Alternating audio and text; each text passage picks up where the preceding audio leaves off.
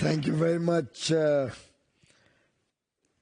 my good friend, Honorable Minister Benjamin Dausa. It's been truly wonderful getting to know you during the course of the day. I've enjoyed learning from you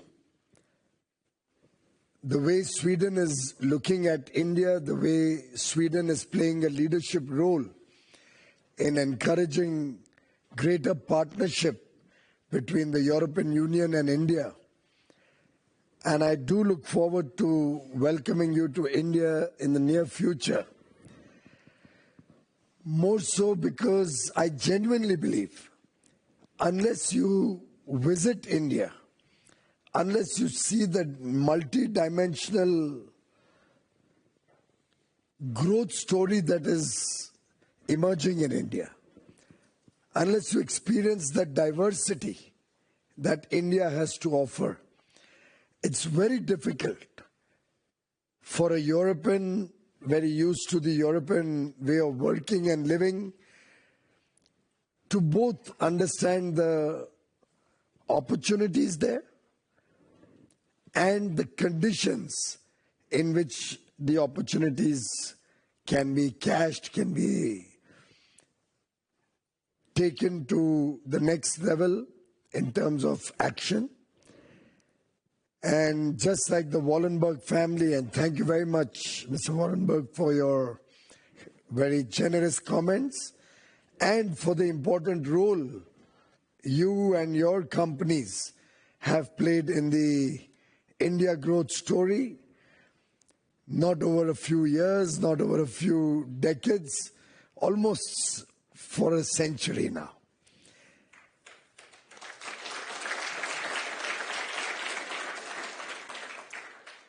And just like the family has learned the Indian way of business and become an integral part of the India story, we would like to invite all the distinguished business leaders of Sweden to also come to experience India, to learn about India. And I'm sure that this tested partnership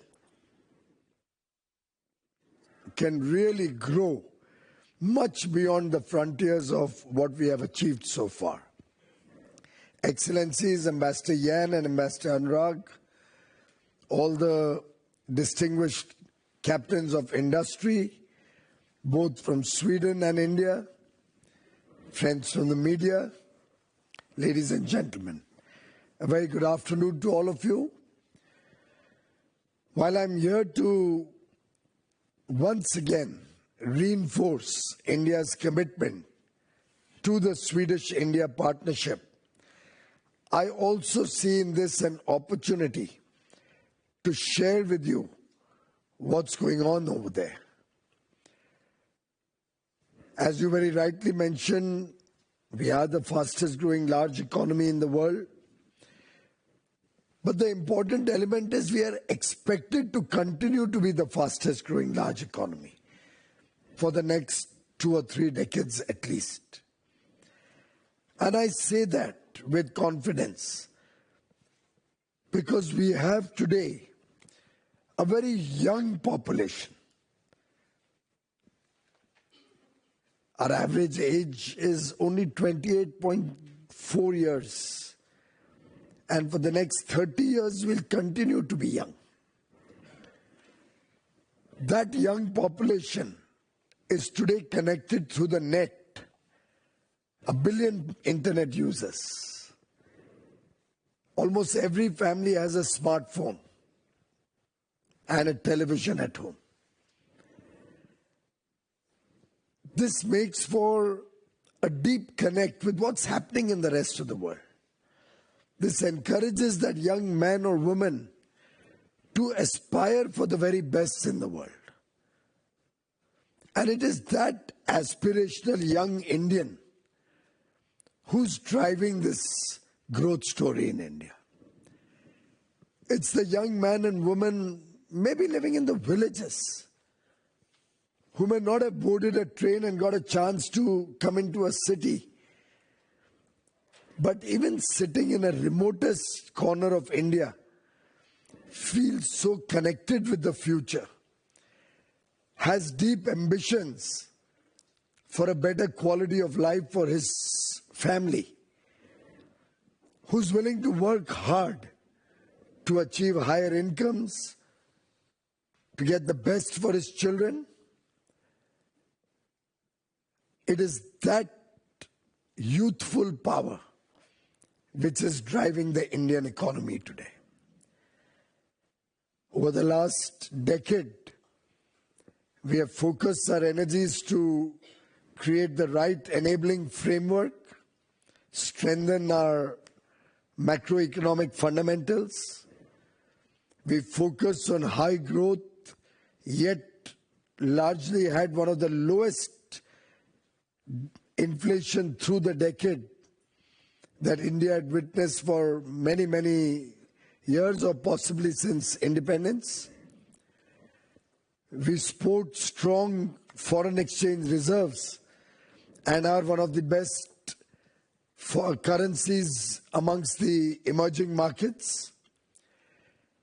Our banking system, which had gone through severe stress about 14 or 15 years ago, is today very robust, strong, independent,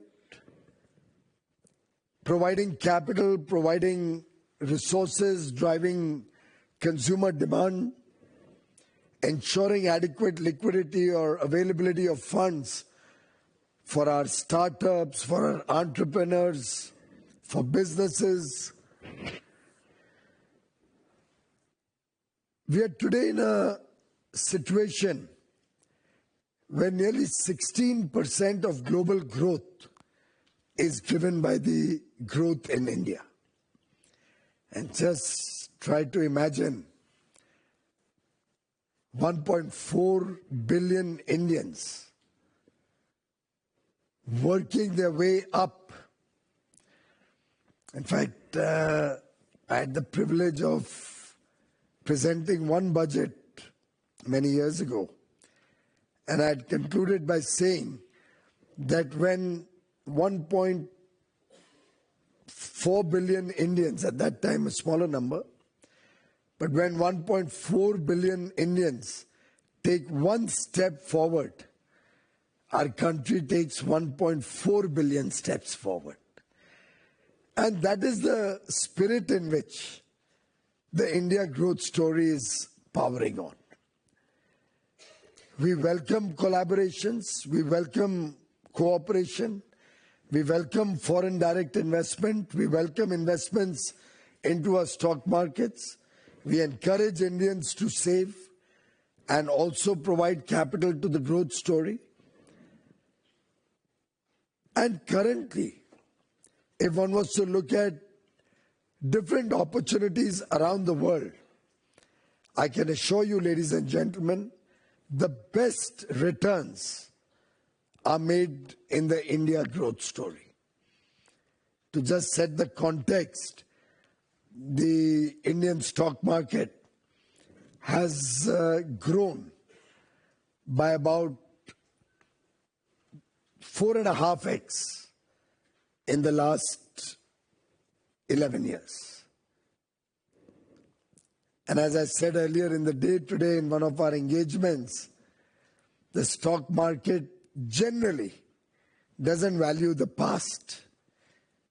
It's more forward-looking and discounts the future.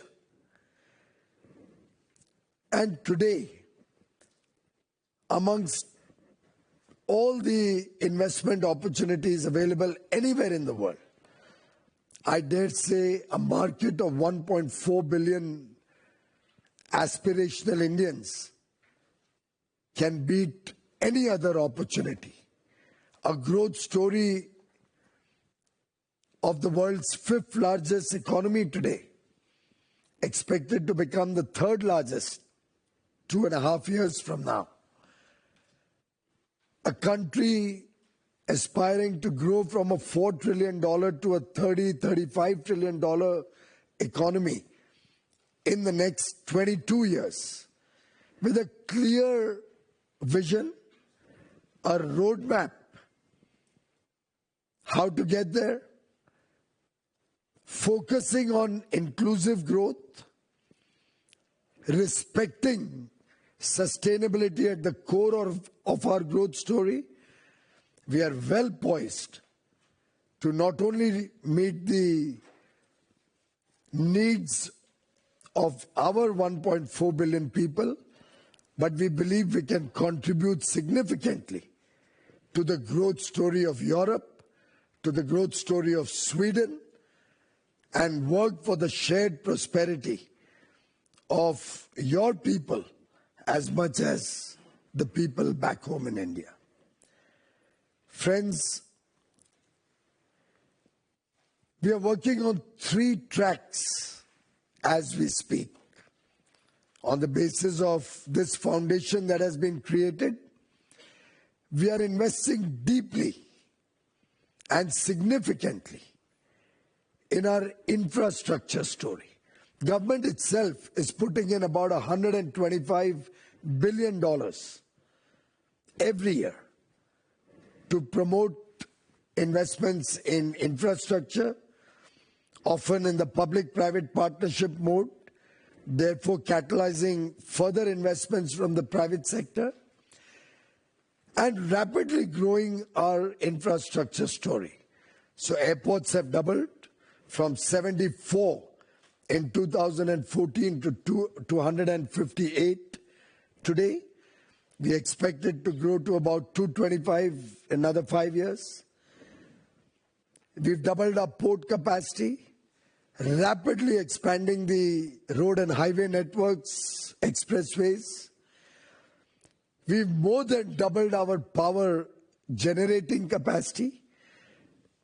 Today, we have one of the world's largest interconnected national grids, which is over 500 gigawatts, expected to become 1,000 gigawatt or a terawatt in the next 5 years, half of which will be clean energy.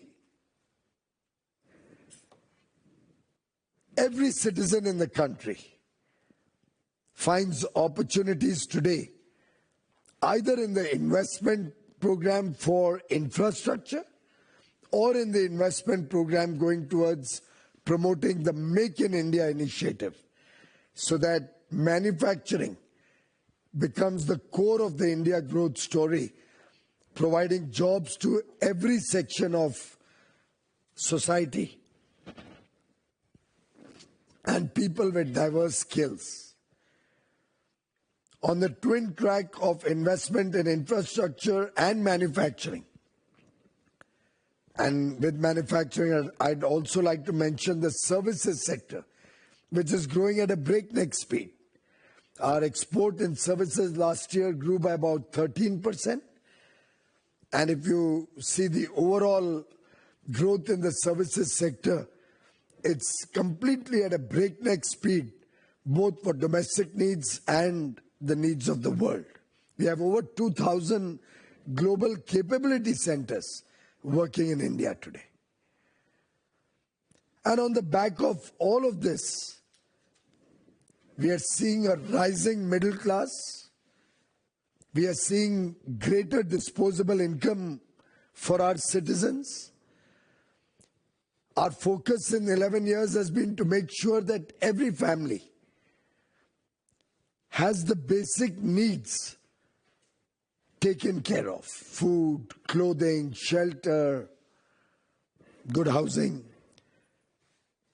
electricity, digital connectivity, water in their homes, good roads connecting the nation and their villages in the rural area,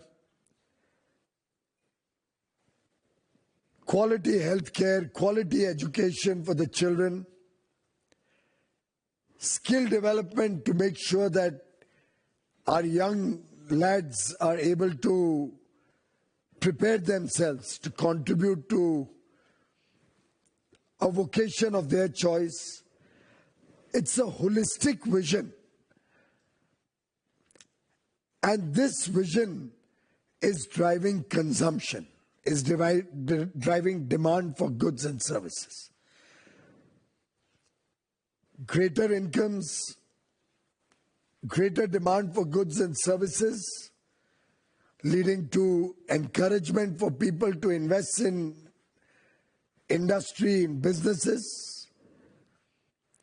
As investments go into infrastructure and manufacturing, creating more jobs, adding to the income of our families, again leading to further consumption demand.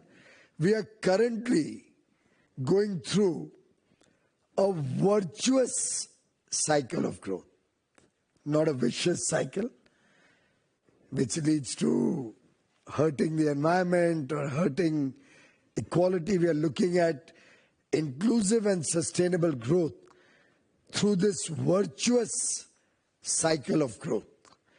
And I've come here to invite Sweden and Swedish businesses, Swedish investors, to be an integral part of this growth story. We already have a big presence of 280 Swedish companies in India, most of them manufacturing in India. But I do believe the sky is the limit. There's huge potential awaiting all of us. We complement each other. We hardly compete in anything. Sweden and India working as friends, as trusted partners, can transform the Indian economy, Indian growth story, can support the Swedish plans for the future. The India-EU Free Trade Agreement is clearly going to be also a great enabler. And I can assure you my discussions with member states and with the European Commission, particularly Maroš Šefčovič, an absolutely wonderful person and a wonderful but very tough negotiator, are going well. And we do hope to be able to offer to all of you a better pathway, greater opportunities in the future. You spoke about a bit of non-tariff barriers and inconveniences. There are, of course, also a wee bit more of tariffs on the Indian side. A lot of things can be worked upon in a win-win situation where non-tariff barriers and tariff barriers to greater trade, to greater exchange of goods and services, to promoting investments, providing a stable economic condition on both sides, deregulating the huge maze of problems, reducing tensions between the two regions. All of this is under discussion, under negotiation, and I can assure all of you that we are making good progress and are deeply committed to strengthening this partnership, working together. Because as you mentioned, the comments about that